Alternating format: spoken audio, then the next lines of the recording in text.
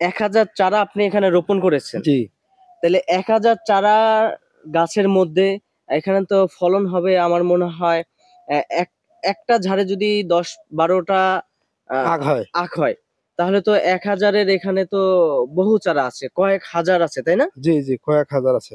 মূলত আপনার একটা ঝাড়ে ধরেন 10 পিস 12 পিস আখ আছে, জি জি সেখানে তো আপনি 1 পিস রোপণ করেছেন।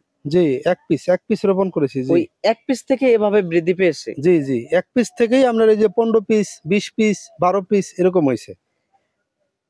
ওখানে যখন চারা হয় একটার পর একটা যখন বাড়তে থাকে, জি তখন মূলত কৃষক কি ওইটা ছাঁটাই করতে পারে, কিছু আখ কেটে ফেলে দিতে পারে, নাকি ওইভাবে বাড়লে কোনো সমস্যা নেই? না, ওখানে দেখা যায় আপনার একটা নির্ধারিত আছে, যেমন আমি 15 পিস আগ্রাহম, 15 পিস আগ্রাহার পরে যেমন 3 পিস 4 পিস বেশি আছে, যেটা নিয়ম ওইটারে কাটিয়া ফেলে দেওয়া, তাহলে ওই 15 পিস আগ পূর্ণ ভালো হবে।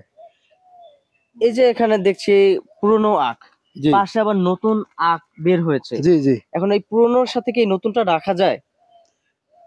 নতুনটা রাখা যায় না, তবে এখানে একটু অর্থ আছে, যেমন আমি এটা আরো 2 মাস পরে এখানে আগ লাগাইম, যার জন্য ওই নতুন এটা রাইখা দিছি, যে এর ভিতরে যদি ওই 2 মাসের ভিতরে এটা আপনার মোটামুটি হয়ে যায়, তাহলে এটা কাইটা বিক্রি করিয়া ওই নতুনটারে আবার যত্ন দিব।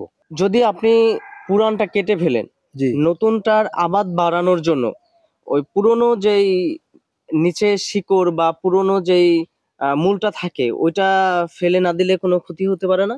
হ্যাঁ, ওইটাও তো ফেলে দেই, ওইটা তো আপনার ওই যে সাপাল দিয়ে যখন আগটা উড়াই, তখন আপনার ওইটা শিকড় মিকড় সব কেটে যায়, শিকড়টা পচা মাটি হয়ে যায়।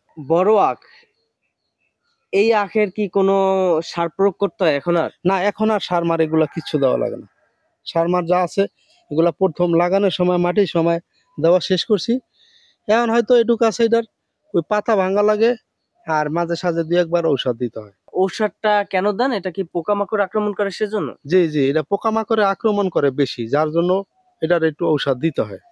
আখ চাষে কোন প্রকার উপদ্রব বেশি? এটা পোকা তো পিঁপড়া, তারপর আপনার ওই যে এই বিভিন্ন ধরনের আপনার পোকামাকড় আছে, মানে এটার ভিতরে আক্রমণ করে। অনেক সময় দেখা যায় আখ ফেটে যাচ্ছে, একটা পোকার মতো দেখা যায় যে পোকা আক্রমণ করেছে। এটা মূলত আপনারা বোঝেন কিভাবে?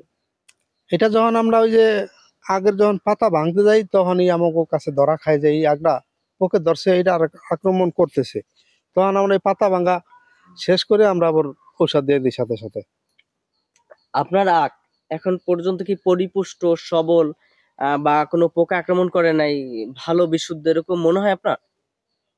পোকা করছে কম বেশি, কিন্তু আর এ করবে সবার বেলায়, শুধু আমার একা না, যতজনে আগ লাগাক, কিন্তু কম বেশি পোকামাকড়ে থাকবো, খাইবো, কিছু মরবো, এটা থাকবেই, তারপর এটা লাভবান হয়।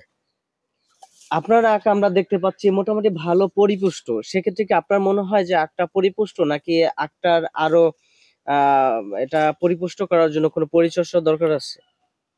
আরো এটা আরো পরিবর্তন হবে যদি এটা আরো আমি সময় দেই, বা এটার পিছিয়ে যদি খেজমত করি, তখন কিন্তু আমার অনেক সময় দেখা যায় আমি একটু রস বিক্রি করতে গেলে সময় সুযোগটা আমি পূর্ণভাবে এটার পিছিয়ে দিতে পারি না, কিন্তু দিলে এটা আরো পূর্ণ ভালো হয়।